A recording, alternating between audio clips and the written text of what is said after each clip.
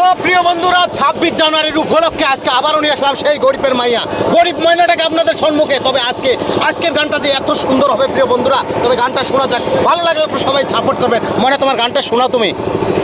মই নথকা